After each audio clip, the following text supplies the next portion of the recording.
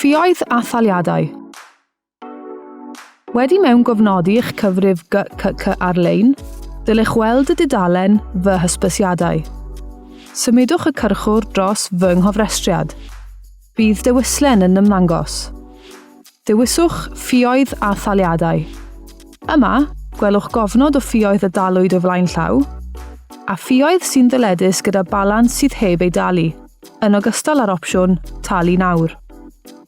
Os oes gennych debyd uniongyrchol wedi sefydlu, nid oes angen i chi wneud taliad. Cliciwch Talu Nawr.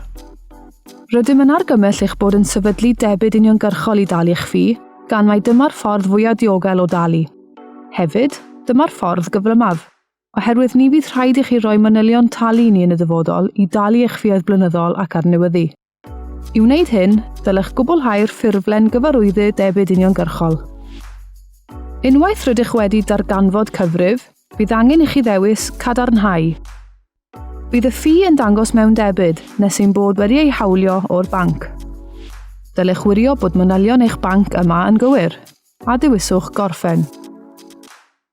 Os nad oes gennych fanylion eich cyfrif banc wrth law, neu os nad ydych am sefydlu debyd uniongyrchol, sgroliwch ymhellach i lawr y dudalen i ddod o hyd i'r opsiynau talu gyda cherdyn.